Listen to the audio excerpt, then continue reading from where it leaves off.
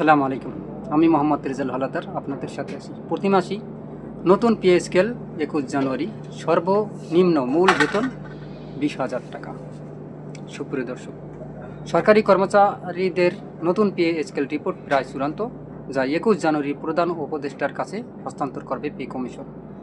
রিপোর্টে সরকারি চাকরিজীবীদের সর্বনিম্ন বেতন দ্বিগুণেরও বেশি বাড়িয়ে ২০,০০০ টাকার প্রস্তাব করা হয়েছে, আর সর্বোচ্চ মূল বেতন ১,৬০,০০০ টাকা করার প্রস্তাব দেওয়া হয়েছে। এজন্য সরকারের বাড়তি দরকার হবে প্রায় ১,০০,০০০ কোটি টাকা। ১,০০,০০০ কোটি কত মনে করেন? বর্তমানে প্রজাতন্ত্রের কর্মচারী হিসাবে কর্মরত আছেন প্রায় ১৫,০০,০০০। সর্বশেষ যাদের বেতন বাড়ানো হয় ২০১৫ সালে, এরপর গত জুলাইয়ে এ সংক্রান্ত কমিশন গঠন করে অন্তর্বর্তী সরকার, যাদেরকে প্রতিবেদনে জমা দিতে বলা হয় ৬ মাসের মধ্যে। একাধিক সদস্য জানান, এটি গ্রহণের ২১ জানুয়ারির সময় দিয়েছে প্রধান উপদেষ্টা। এবার দর্শনগত পরিবর্তনের কোনো সুপারিশ থাকছে না প্রতিবেদনে, কমানো হচ্ছে না গ্রেডের সংখ্যা, তবে দীর্ঘদিনের চড়া মূল্যস্ফীতি ও জীবনযাত্রার ব্যয় আমলে নিয়ে দেওয়া হয়েছে বিশেষ গুরুত্ব। এতে সবচেয়ে বেশি ১৪৪% বেতন বাড়ানোর সুপারিশ করা হয়েছে বর্তমান ২০ গ্রেডে।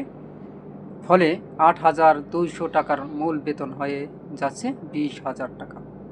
সার্কুলে যা দাঁড়াতে প্রায় ৪২,০০০ টাকা। প্রজাতন্ত্রের কর্মীদের মধ্যে সবচেয়ে বেশি মূল বেতন এখন সচিবদের ৭৮,০০০ টাকা। ১০৫% বাড়িয়ে তা প্রস্তাব করা হয় ১,৬০,০০০ টাকা।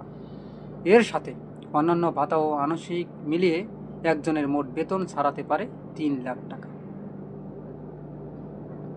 চলতি অর্থ বছরের বাজেটে সরকারি কর্মচারীদের তাদের বেতন ভাতা বরাদ্দ প্রায় ৮৫,০০০ কোটি টাকা। তবে কমিশনের সুপারিশ বাস্তবায়ন হলে এই খাতে খরচ বাড়বে আরও প্রায় ১,০০,০০০ কোটি। দুর্নীতি বিরোধী সংস্থা টিআইবি নির্বাহী পরিচালক ডক্টর ইফতেখারুজ্জামান বলেছেন, এমন ব্যয়ের এবং এর ফলে সৃষ্ট প্রভাবের জন্য জনগণ প্রস্তুত কিনা তা যাচাই করতে হবে। এমন ব্যয়ের সক্ষমতা সরকারের আছে কিনা তা নিয়েও প্রশ্ন বিশ্ববিদ্যালয়ের। কমিশন গঠন করলেও পে স্কেল বাস্তবায়ন নিয়ে দ্বিধায় অন্তর্বর্তী সরকার, যদিও সংশোধিত বাজেটে এ খাতে বরাদ্দ প্রায় ২০,০০০ কোটি টাকা বাড়িয়েছে অর্থ মন্ত্রণালয়। এরকম যদি সর্বোচ্চ বেতন তাদের ৩,০০,০০০ টাকা করা হয় সব মিলিয়ে, এবং সর্বনিম্ন যদি করা হয় ২০,০০০ টাকা, তাহলে অবশ্যই সরকার কিন্তু একটা বিশাল অর্থনৈতিক চাপে পড়বে। অর্থাৎ যারাই আসুক পরবর্তী সরকারে, অর্থাৎ নির্বাচিত সরকার, তারা কিন্তু অবশ্যই একটা চাপে পড়বে। এদিকে সরকারি কর্মচারীদের বৈশাখী ভাতারও সুখবর দিয়েছেন বর্তমান অন্তর্বর্তীকালীন সরকার, এবং সরকারি কর্মচারীদের বৈশাখী উদযাপন আরও আনন্দমুখর করতে বড় ধরনের আর্থিক সুবিধা বাড়ানোর পথে হাঁটছে জাতীয় বেতন কমিশন। নবম পে স্কেল আওতায় বৈশাখী ভাতা উল্লেখযোগ্যভাবে বাড়ানোর সুপারিশ চূড়ান্ত পর্যায়ে রয়েছে। আগামী বুধবার ২১ জানুয়ারি এ বিষয়ে চূড়ান্ত সুপারিশ প্রধান উপদেষ্টার কাছে জমা দেওয়া হবে। নবম পে স্কেলে সরকারি কর্মচারীদের জন্য বৈশাখী ভাতা মূল বেতনের ৫০% করার সুপারিশ করতে যাচ্ছে জাতীয় বেতন কমিশন। পে কমিশনের একটি দায়িত্বশীল সূত্র সোমবার ১৯ জানুয়ারি জানিয়েছে, বর্তমানে সরকারি কর্মচারীরা মূল বেতনের ২০% হারে বৈশাখী ভাতা পান। এই হার বাড়িয়ে ৫০% করার প্রস্তাব করা হয়েছে। পে কমিশনের এক সদস্য সাংবাদিকদের জানান, বৈশাখী ভাতা বৃদ্ধির বিষয়টি কমিশনের সুপারিশের অন্তর্ভুক্ত করা হচ্ছে। তবে ঈদ উপলক্ষে প্রদত্ত বোনাস আগের নিয়মই বহাল থাকবে, এতে কোনো পরিবর্তন আনা হচ্ছে না। এবং প্রতিবেদনের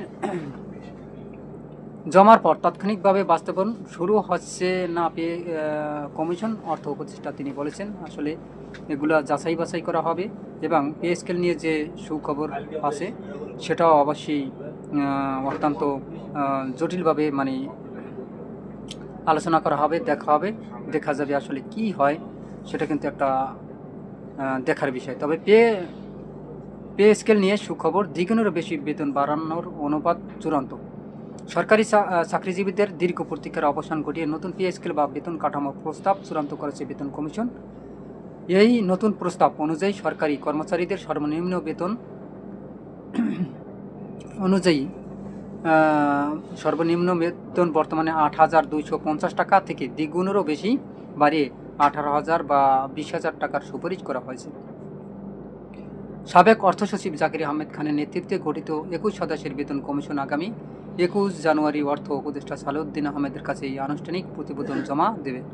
সব কিছু ঠিক থাকলে 2026 সালের 1 জানুয়ারি থেকে আংশিকভাবে এবং 2026 ও 27 অর্থবছরের জুলাই থেকে পূর্ণ মাত্রায় এই নতুন বেতন কাঠামো কার্যকর হতে পারে। বেতন কমিশনের নতুন এই প্রস্তাব বাস্তবায়িত হলে সরকারের রাজস্ব খাতে অতিরিক্ত 70 থেকে 80,000 কোটি টাকা ব্যয়ের সম্ভাবনা রয়েছে। এ বিশাল আর্থিক চাপ সামলাতে ইতিমধ্যে চলতি অর্থবছরের সংশোধিত বাজেটের পরিচালনা ব্যয় 22,000 কোটি টাকা বৃদ্ধি করা হয়েছে। সর্বোচ্চ ও সর্বনিম্ন বেতনের বৈষম্য কমাতে এবার বিশেষ নজরে দেওয়া হয়েছে। নতুন কাঠামোতে সর্বোচ্চ ও সর্বনিম্ন বেতনের অনুপাত নির্ধারণ করা হয়েছে 1:8। এর ফলে নিম্ন গ্রেডের কর্মচারীদের আর্থিক সুরক্ষা নিশ্চিত করার পাশাপাশি উচ্চ পদস্থ কর্মকর্তাদের বেতনও উল্লেখযোগ্য হারে বেতন বৃদ্ধি পাবে। প্রস্তাবিত কাঠামো অনুযায়ী সরকারের সর্বোচ্চ পর্যায়ে কর্মকর্তাদের মূল বেতন 78,000 টাকা থেকে বাড়িয়ে 1,20,000 টাকারও উপরে নেওয়ার পরিকল্পনা করা হয়েছে। কমিশন মনে করছে জীবনযাত্রার ক্রমবর্ধমান ব্যয়ের সঙ্গে সঙ্গতি রেখে এই বেতন বৃদ্ধির সরকারি কর্মচারীদের দীর্ঘদিনের আর্থিক চাপ লাঘব করবে। বিশেষ করে নিম্ন স্তরের কর্মচারীদের জীবনযাত্রার মান উন্নয়নকে এই সুপারিশ অগ্রাধিকার দেওয়া হয়েছে। উপদেষ্টা পরিষদের চূড়ান্ত অনুমোদনের পর এই বেতন কাঠামো দেশের সরকারি সেবা খাতে নতুন গতির সঞ্চার করবে বলে আশা করা হচ্ছে। গত বছরের জুলাই মাসে এই কমিশন গঠন হয়েছিল এবং নির্ধারিত সময়ের মধ্যেই তারা তাদের কাজ সম্পন্ন করেছে। অর্থ উপদেষ্টার কাছে প্রতিবেদন জমা দেওয়ার পর এটি প্রধান উপদেষ্টার নেতৃত্বাধীন উপদেষ্টার পরিষদে তোলা হবে। সেখান থেকে চূড়ান্ত সবুজ সংকেত মিললেই প্রজ্ঞাপন জারির মাধ্যমে নতুন পে স্কেল কার্যকর করার প্রক্রিয়া শুরু হবে। এদিকে এই পে স্কেল নিয়ে আপনারা জানেন যে এখন সিদ্ধান্ত মানে মোটামুটি ক্লিয়ার। তারা মানে 21 জানুয়ারি আর কি যে পে কমিশনের যারা আছেন তারা প্রধান উপদেষ্টা ডক্টর মোহাম্মদ ইউনূসের কাছে পাঠাবেন 21 জানুয়ারি, এই সামনের 21 জানুয়ারি, অর্থাৎ এই 21 তারিখ দেওয়ার পর আসলে ডিসিশন আসবে যে পে স্কেলে মানে সরকারি কর্মকর্তার সর্বোচ্চ বেতন কত বাড়াতে পারে এবং সর্বনিম্ন বেতন কত হতে পারে, তারা একটা ডিসিশন নেবে। তবে আমার মতে এই গ্রেড 20টা গ্রেড না রেখে আমার মতে সবচেয়ে সর্বোচ্চ যদি 12টি বা 14টি গ্রেড করা হয় তাহলে সবচেয়ে বেটার হবে। কারণ আছে দেখেন, এর কারণ হয়েছে যারা একদম নিম্ন বেতন দেখেন তারা পায় মাত্র 20,000 একদম সর্বনিম্ন যদি ও সর্বোচ্চ বাড়ানো হয়। আর যদি যারাদের উপরে বেতন তারা পাবে কত 3 লাখ সর্বোচ্চ, এবং যদি সর্বনিম্ন যারা বেতন বাড়বে তাদের 20,000 এবং সব কিছু মিলিয়ে 40,000 সর্বোচ্চ, আর সর্বোচ্চ বেতন হতে পারে 3 লাখ। দেখেন কতটা সামঞ্জস্য। অর্থাৎ আমার মনে হয় এতটা সামঞ্জস্য না রেখে যদি 14 গ্রেড পর্যন্ত করা হয় তাহলে সবার পক্ষে ভালো হবে। যারা নিম্ন তারা আটটুক বেশি পাবে এবং যারা উপরে আছেন তারা তো পাবেই। আমার মতে গ্রেডটি 20টি কমিয়ে 16টি বা 14টি করা উচিত বলে আমি মনে করি। সুপ্রিয় দর্শক, আসলে আপনারা কি মনে করেন কতটি গ্রেড হলে পে স্কেলের গ্রেড হলে সবচেয়ে ভালো হয়? অবশ্যই আপনাদের মতামত কমেন্টে লিখবেন এবং RS বাংলা নিউজ 24কে সাবস্ক্রাইব করুন। এরকম নতুন নতুন ভিডিও পেতে বেল বাটন অন করুন। ভিডিওটি সবাইকে দেখার সুযোগ করে দিন। আজ এই পর্যন্তই। আসসালামু আলাইকুম রহমতুল্লাহি ওয়া বারাকাতুহু।